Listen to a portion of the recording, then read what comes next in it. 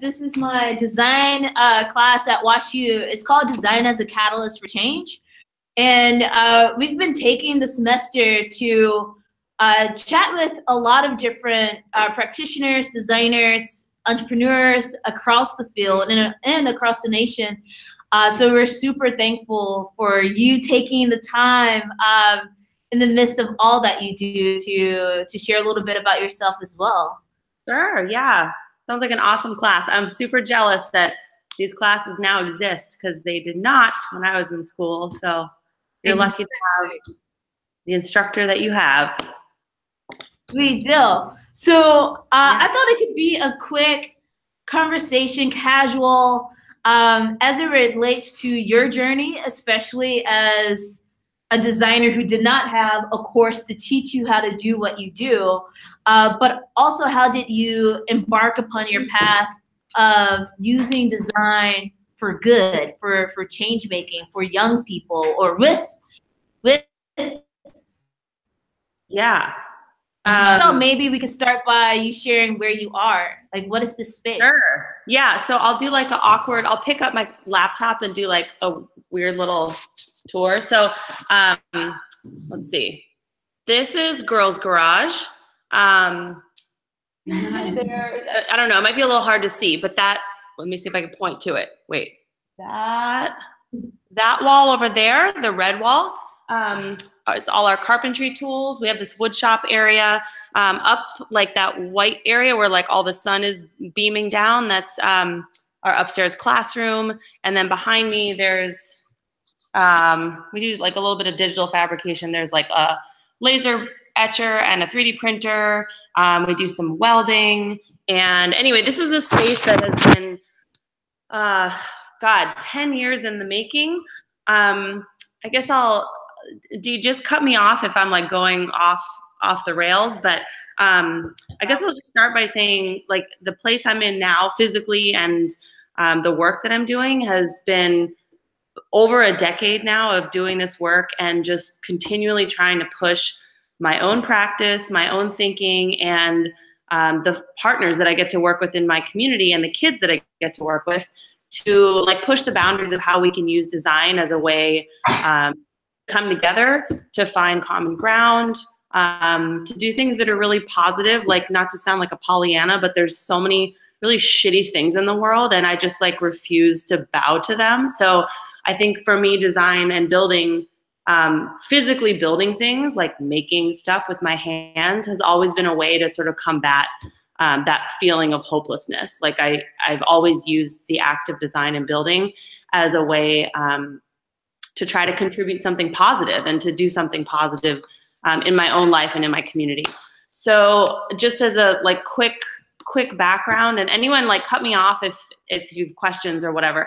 I studied architecture and construction and furniture design.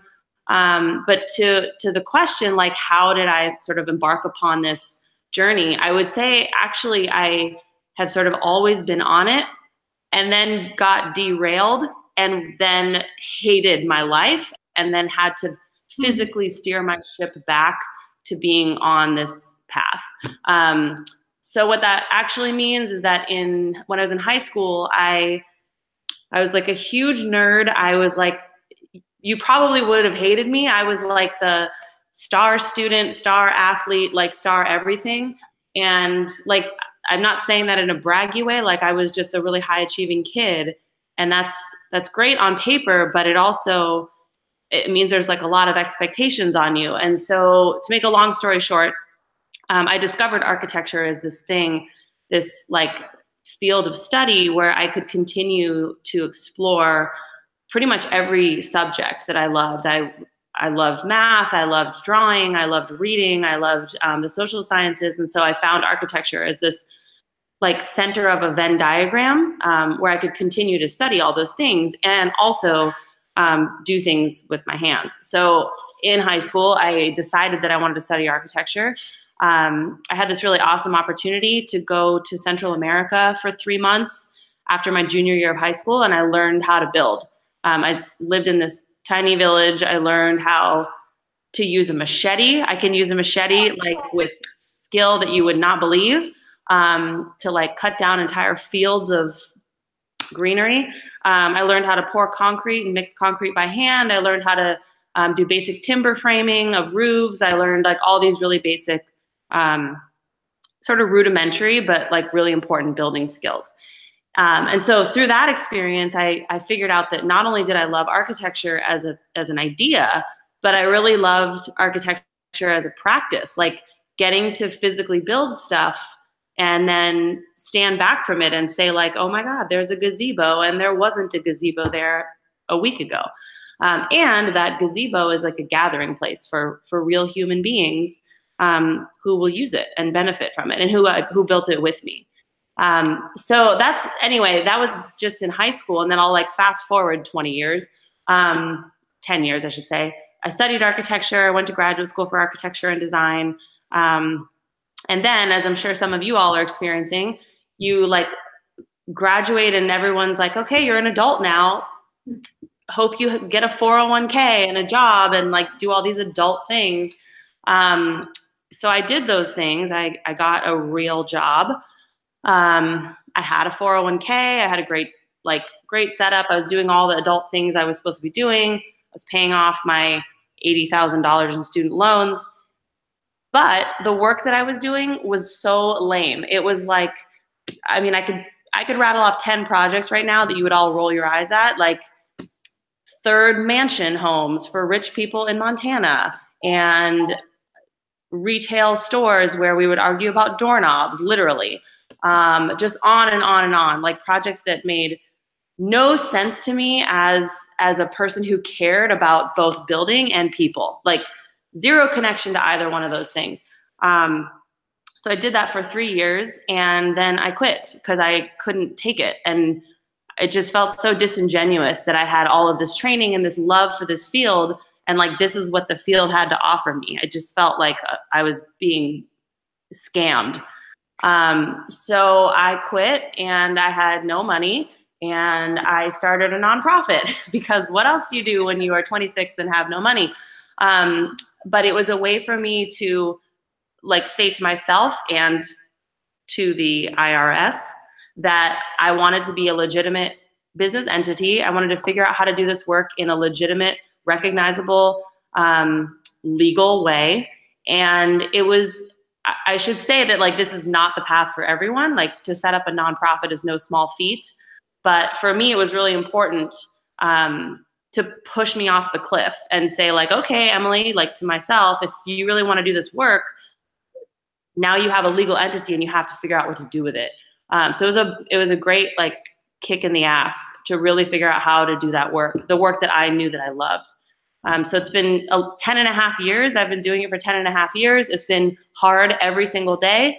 It's been exciting every single day. And I guess the sum of all of that is that over the past 10 years, I've been really lucky to get to make decisions about my own career. And what that has looked like is working with kids and getting to do all the kinds of architecture that I love with young people.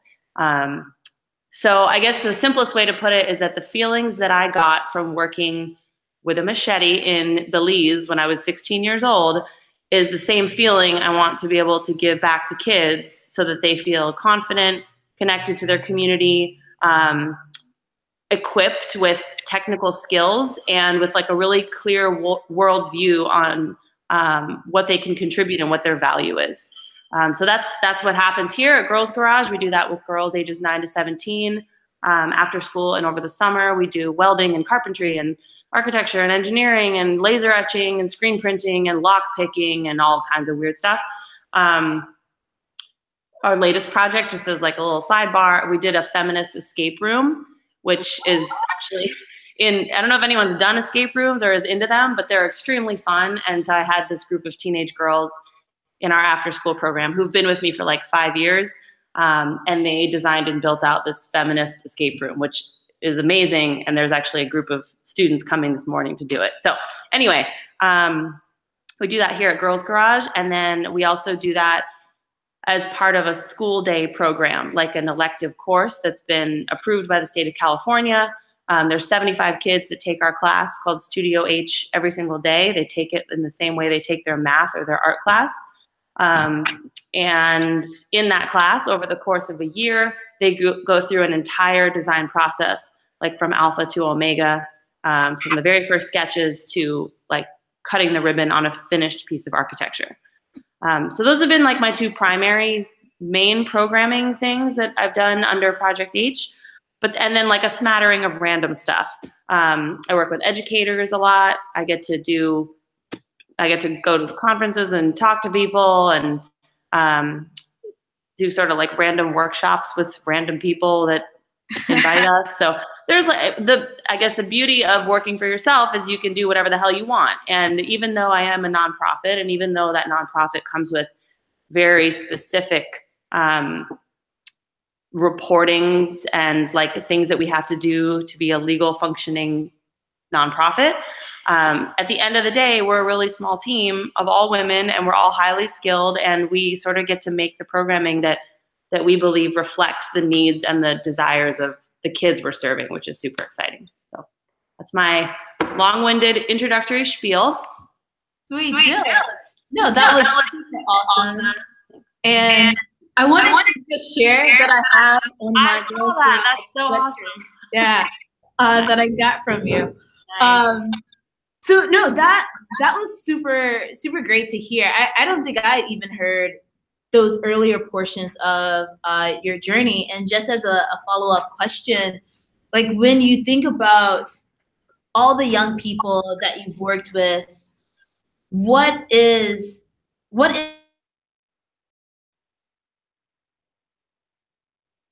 Wait, my screen just froze. Hold on. next portion of their journey? Oh yeah, can you still hear it? My screen just froze mid question. Go ahead. Yeah, like what is it that you would hope for them to then contribute and do in their next phase of life? Like once they're out of high school, do you want them to go out, or I guess it becomes like whatever it is that they want to do, but like for you, is it that you want them to be able to apply the skills? Is it that you would also hope that with working with girls that the design field at large starts to be more reflective of all of the folks who are in the classes? Yeah, I would say yes to all those things. I mean, the number of industries with like appalling numbers of women and people of color are like, it's not just architecture. It's not just engineering. It's finance. This is not a problem that's contained to like architecture and the STEM field. So I've never, and I do not believe that my primary goal is to like crank out a new generation of architects. Like, I actually think architecture as an industry is like pretty flawed. I think more than that, I like to think about power tools and building as a spectrum of like, depending on the kid that walks in the door, perhaps they pick up a tool and build something. And for them, that's like a very literal thing. They're like, okay, cool. Now I know how to do carpentry. I'm going to go into a carpentry union program. Like, great. For other kids, the power tools and the building and the design is a metaphor. It's less about like, oh, I now know how to do X, and more like that gave me the feeling of confidence, of power, of voice. And those things, like, they may bring into any career, and those things are valuable in any career, especially these careers that do have low representation of women and people of color. So it really depends on the kid, but I think that's why the act of making something and physically building is such a great entry point for all kids, because it can be either of those things or something in the middle. I mean, I've had girls that have come to me at like age 10, and one of them is like now going into a certification program for welding. So that's awesome for her. There are others that are like, I want to eventually get my PhD in engineering, like, also awesome. And there are some that want to be nurses. So I don't care so much about the details. What I care about is that they leave with those intangibles that, like, whatever career they end up in or whatever grown-up situation they end up in, that they have this like internal sense of confidence and power and voice, where they don't feel like the external barriers or constraints that are being placed upon them, that they understand that those things are constructed and that those are not reasons for them to not do the thing that they want. And that is something, like, that's a very hard thing to measure. But qualitatively, I mean, I can line up like 50 girls right now that would say that just for themselves without me like scripting them. So I think that's really the ultimate goal, is like, yes, the technical stuff, but more importantly, all these like intangible, qualitative things that change the way they're able to navigate the world. Indeed.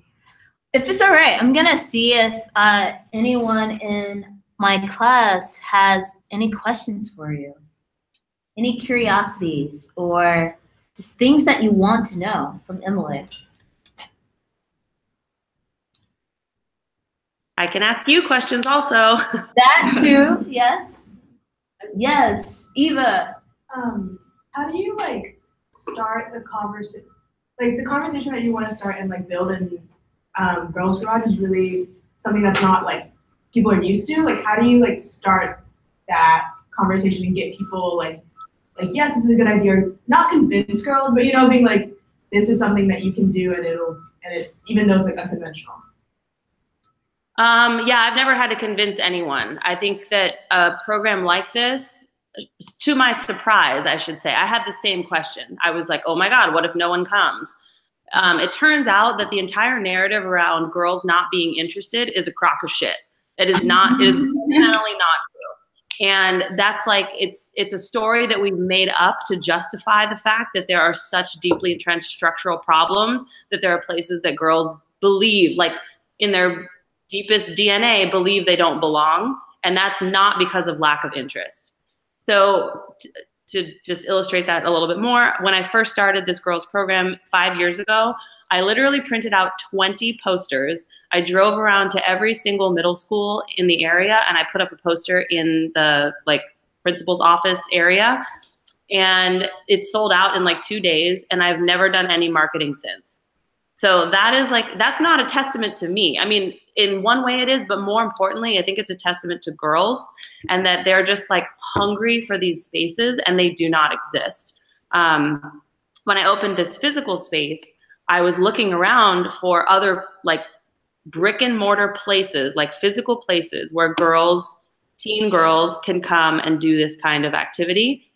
And they really do not exist. In the Bay Area, there's one for grown-up women, but it's like pretty exclusive. There's the Crucible, but that's co-ed. There's really nothing, which was shocking to me. Like that is why, that's what happens when girls are not invited.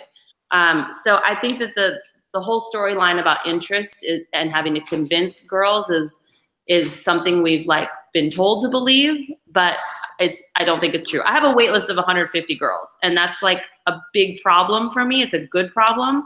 But I think it's also proof that like sometimes people just need to be invited. Like some people just need the permission or the invitation, which their cautiousness does not reflect their lack of interest. So I think that's also true. Like if you go into, if you work in a school, if you work in a community, there's so many like social dynamics that you have to navigate.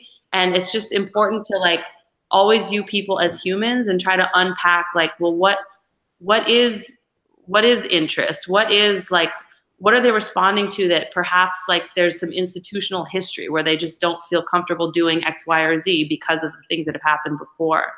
So I don't know, that's something that you like come to be able to read better, like over years and years of experience. But I think that just being inclusive and inviting people in the door is like the best thing. And people will always surprise you at how enthusiastic they are. Oh, wait, let me say one more thing about that, because the caveat to that is that I do get parents who then are like, well, where's Boys Garage? Boys Garage isn't next door. And I'm like, that is every garage in America. The boys are fine. So like, they don't like that answer. And I feel like a little bit flippant saying it, but I think that's also part of the narrative, that like we do deserve to carve out spaces for micro communities. And the fact that we're carving out spaces for micro communities is often like a threat to the dominant community, because it's like, wait a second, you're asserting your own power. We're not used to this. So there's, you know, I think as you continue to do this type of work that is even remotely political or socially brave, like these conversations emerge, and you sort of have to be willing in your own head to establish, like, what am I willing to say and be on the line for? What am I willing to like really fight for and not apologize for? So that's been a line that I've said that probably 20 times, like, boys' garage is every garage in America. Most people don't like it when I say that, but that's true. It's 100% true, and that's how I feel, and that's why girls' garage exists. So I think, like, reflecting within yourself, what those things are that you're willing to, like, not waver on are really important. Indeed. Any other questions, curiosities, insights? No?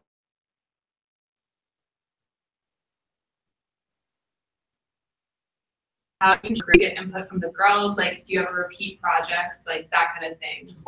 How do you like choose what would be most valuable for them to learn, or like what they're interested in? Yeah, so, can you give me the first half of that question? I got the second half, but my computer froze. How you choose the curriculum and the projects, and like, if you, for example, if you came up with something and you didn't yet like have the resources to do it, like how would you go about getting those resources? Like that kind of thing. Like, how do you sort of make everything happen? Yeah. So the questions are: how do you choose your curriculum and the projects that you do? How do you get the resources to do them if you haven't done them yet? There's a third part of that. How do you do what you do? Okay, so part one, curriculum. So the answer to that is a little bit different between the Girls Garage program and what happens embedded in the school. So I guess I'll speak to like the things they have in common. So let me preface this by saying that the Girls Garage program is 3 seasons of after school programming during the school year, and then a summer intensive that is 6 straight weeks of like 9 to 4 p.m. And each week there's a different group of girls, and each week we do a different project. So that's like extremely intense. We have literally 5 days to build like a playhouse with 24 girls. In the context of the in-school program, we have an entire year, which sounds very luxurious, except we have 75 students in 4 class periods, and those class periods are 65 minutes long. So I basically have a construction crew for 65 minutes, and then I switch and I have a new construction crew for 65 minutes. Like the worst way to run a construction site. So all that to say that like the mechanics of the projects are different because of the time constraints, but I'd say the approach is like totally the same. So the approach for all projects is that we have a lot of really awesome community partners. Sometimes they're partners we've worked with before. Other times I cold call people. Like I just picked up the phone the other day and I called the main branch of the Oakland Public Library and I was like, hey, do you all need bookshelves? So either it's like an established partnership we have, or I cold call people. Once we've figured out who that partner is, the example I'll give is that we've worked for 5-6 years now with the Women's Daytime Drop-In Center, which is like a service center for homeless and abused women. And they have a physical site that's like about a mile from here. So every year I go to them and I say, what do you need? And they say, oh, we need a bookshelf and a chicken coop and a playhouse for the kids and whatever. So somehow that gets established, who the partner is and what their needs are. Sometimes their needs are very nebulous. Like they don't say like chicken coop. They say, we need a better way to make sure kids are in school or whatever. Like something that's more like a how might we, like a design challenge. But either way, we establish what that is. And then very much like in this sort of co-creative process with our students or with our girls, we come up with a solution for it. We prototype the heck out of it. Sometimes that is as simple as like making a wood model of a bookshelf. Other times it's much, much more complicated. Like we just built a greenhouse a year ago, and it was like extremely complicated. We had to like grade the site. We had to navigate the permitting process of the city. We had to figure out like different materials that wouldn't poison certain plants, like the works, and design the building and build it.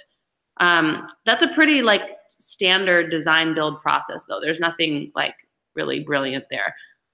So anyway, that's what I would say. Like we find the client, we establish their needs, and then I work with students to design the solution, and then we build it, and then we deliver it. With the girls, that happens in a week. With students in school, that happens over a year, and those projects are much more ambitious. For resources, I would say, I mean, I'm very lucky in this regard because we are a nonprofit. We're 10 years old. I have an annual budget of about $480,000, which sounds like a lot, but it's not. That pays like 3 full-time staff members. It pays our rent here. It pays for every single 2x4 I purchase. So it ends up not being a lot. And I would say like our project material budget for all projects over an entire year is like about $30,000, which again, sounds like a lot. But if you're building a greenhouse and 3 chicken coops and a playhouse and 12 pieces of furniture and like a bunch of after school random stuff, like that adds up really quickly. So it's both like a design challenge and a budgeting challenge, and then like a human challenge of how you get every student to find a way to be engaged with it. So yeah, I don't know if did that answer your question? Yeah, that's great. Sweet deal. One more thing I'll say about resources though, is that I think by resources you mean money primarily, is that true? Yeah, I meant money, or like you were like, oh, we have like a 3D printer, like an etching machine. I don't remember what exactly you said, but you had like these really cool things. Or like you mentioned block picking, and I was sort of wondering like how you were like, let's do block picking, or like. Yeah, so that, so the money thing is like frustrating and always a constant, like, I feel like I'm hustling all the time, but it's also, you know, that's what you expect of a nonprofit. I think for our other things, like the 3D printer, everything you just said, a lot of things I have literally just asked people to give them to me. And you would be shocked how many people will say yes when you ask for stuff. So like the 3D printer, we had a brief partnership with the Autodesk Foundation, and among other things, they were like, oh, we have some hardware. And I was like, oh, really, what? Because I want a 3D printer. Can you give me a 3D printer? And they said, yeah, sure, let's look around and see if we can do that. So I don't know. One thing like people underestimate is like, I genuinely think that people want to be helpful to other people. And so I just ask people for stuff. Like I'll send emails to tool companies and be like, hey, I need a bandsaw. This is what we do. Can you donate a bandsaw? And you'd be shocked how many times people say yes. Not all the time. I'd say it's like a 1 in 5 shot, but still, that's like a lot. You can get a lot of stuff. So definitely just ask for the things you need. And then to the lock picking question, so I would put the escape room in the same category, that I have girls who just like, I cannot challenge enough. Like every year I'm like, okay, I'm going to stump them this time. And every year they knock it out of the park. So the escape room, I was literally like, what is something that would be so hard and like so complex that it would be really frustrating for them? And they killed it. I mean, it was definitely hard, but it was, I mean, this escape room is unbelievable. Same with lock picking. I was like, is there anything that's just like fun and random and really hard? And that's where that came from. So there are like some established things that we do consistently. Carpentry, welding, screen printing, those are like regimented curricula. But then we do like these we add in random things just to like keep it fresh and exciting for us too. Sweet deal. Sweet deal. So last week we had a session that was all about mental health and well-being. And my question to you is, in balancing all that you do, what are the things that you do for fun? What are the things that you do to take a breather and escape? Oh, I love this question. Yeah. So I should say that like I have not always been good in the self-care category. Like I think it's really the flip side of the coin of loving your work is it's really easy to just like only work. And I do love my work, and so I will work until I fall apart. And that's not sustainable. So, you know, I'm older now, I'm 36 now, like I can't like rip and run for the rest of my life. So in the past couple of years, I've tried really hard to always have my work and then like 2 sort of corollary things, one that relaxes me and one that excites me. And so right now, actually for the past couple of years, those things have been like compulsively reading. I read like 50 books a year. That's been my goal for the past 3 years. And then on the other side, I box, like I belong to a boxing gym. I like spar, I have a trainer. So like on those two ends of the spectrum, like those two things keep me very sane, so that the work in the middle, the work that I get to do benefits from that also, from me not being like a hot mess all the time. So I think like as you start to get into like a habit of working and figuring out what you're personally capable of, it's really important to have like, I like to have two outlets, one that's more calming and one that's more exciting, to like balance everything out. So those are the things I do. I also have a dog. Get a dog. Fan of dogs. And then because this class is about using design for impact, for social good, how, in a nutshell, how would you define why that's valuable to you as a designer? Yeah, I mean, again, like, I think that you all are so lucky, like maybe you don't realize how lucky you are that this is a class, because it wasn't a class before.